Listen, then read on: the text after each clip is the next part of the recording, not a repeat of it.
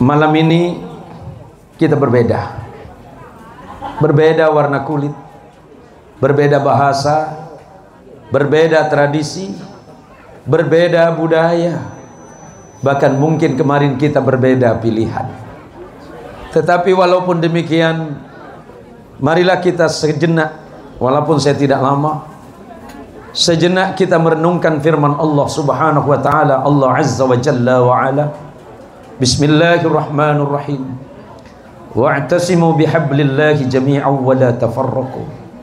Wadhkuru ni'matallahi 'alaikum idh kuntum a'da'a fa'allafa baina qulubikum fa asbahtum bi ni'matihi ikhwana. Saya pernah membaca kitab tafsir dari Imam Baydawi. Imam Baydawi menjelaskan ayat ini turun ketika di kota Madinah sebelum datangnya Islam. Di kota Madinah itu sudah banyak komunitas agama. Ada Yahudi, ada Nasrani.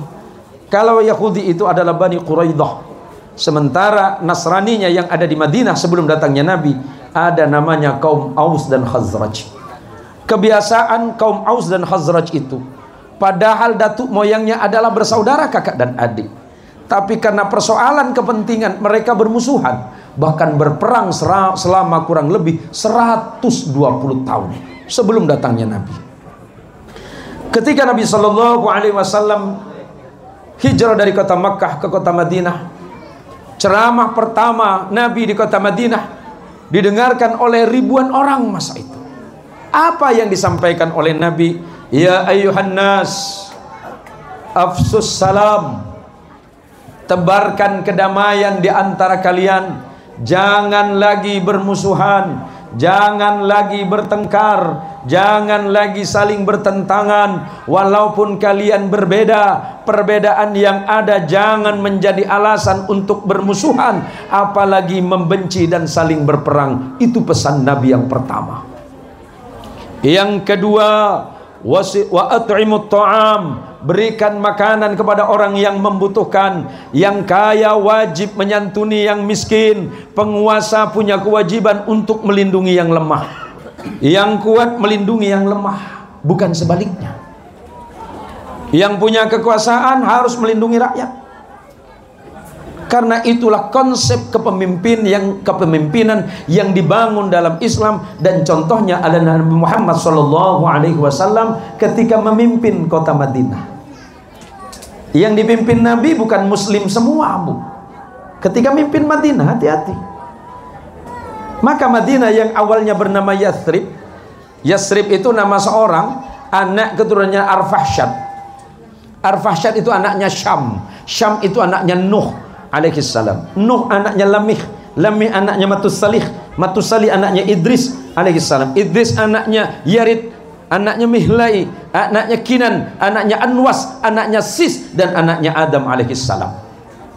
Ketika Nabi sampai di Madinah, Yasrib atau Yathrib diganti menjadi Madinah karena Nabi punya tujuan membentuk kehidupan manusia yang lebih maju, tertata, pinter, cerdas, bermartabat dan berintegritas. Itulah yang disebut dengan Madinah.